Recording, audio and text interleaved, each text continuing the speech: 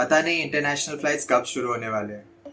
दोस्तों को कल ही बोर कर रहा था मेरी पहली इंटरनेशनल ट्रिप के बारे में। सोचा आप दोस्तों के साथ भी शेयर कर लूं। पसंद आए तो लाइक, शेयर और सब्सक्राइब ज़रूर कीजिएगा।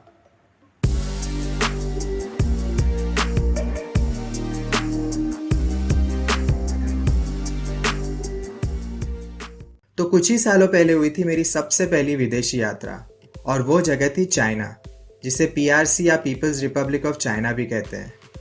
शिप से जुड़ा कुछ काम था और सब काम निपटाने के बाद 1-2 दिन बचे थे मेरे पास चीनी धरती पे घूमने फिरने। तो मैंने सोचा एक दिन भर का एक सिटी टूर कर लेता हूँ, और मैं लोकल बस में उनका शहर देखने निकला। पानी की बोतल, 1-2 फ्रूट्स और जेब में थोड़े से चाइनीज वान लेके।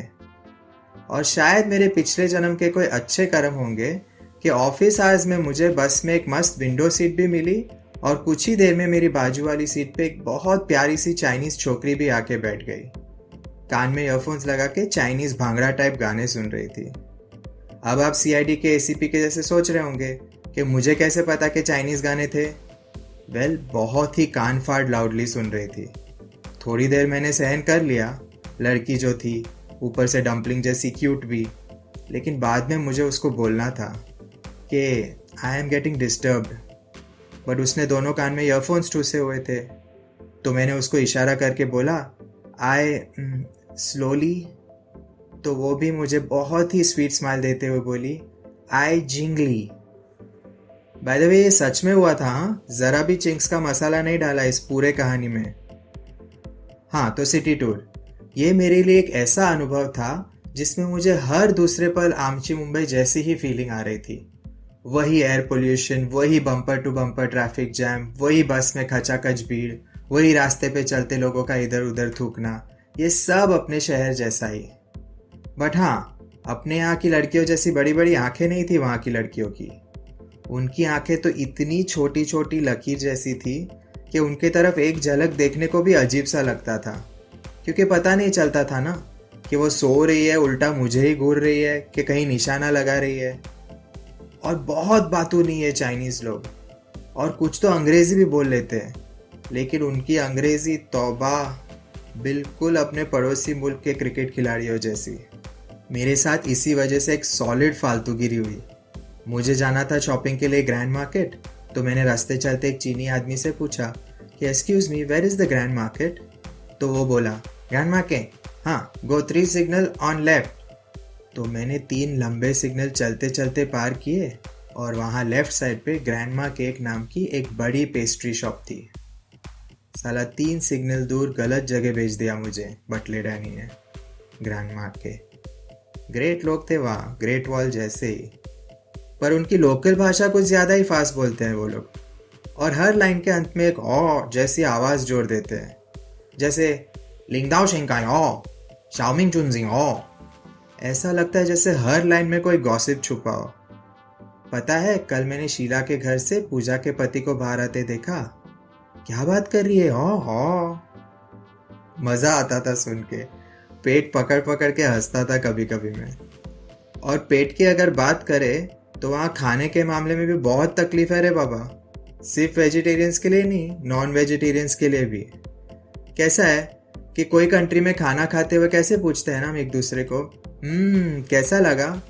चाइना में खाते वक्त पूछते हैं क्या लगा?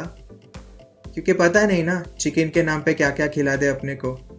कम्युनिकेशन के तो ऑलरेडी बांधे। वेजिटेरियंस की तो सॉलिड फटती है वहाँ, और उनकी तो खाने से फटती है।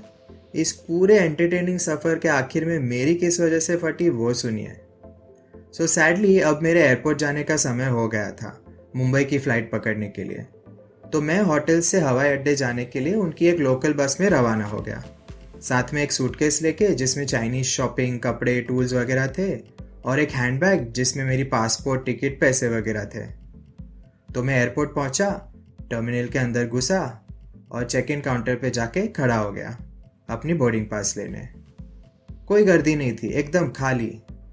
और जैसे ही मैं पासपोर्ट और टिकट मेरी हैंडबैग से निकालने गया, तब मेरी ट्यूबलाइट चमकी कि मैं सिर्फ सूटकेस लाया अपने साथ, हैंडबैग तो बस में ही रह गई।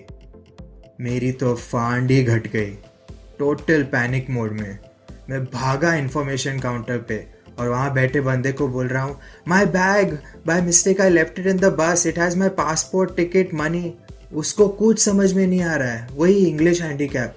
और यहाँ मेरे हाथ पाँव से लेके बाकी सब पुर्जे भी काँप रहे थे कि अब क्या करूँ, कहाँ जाऊँ।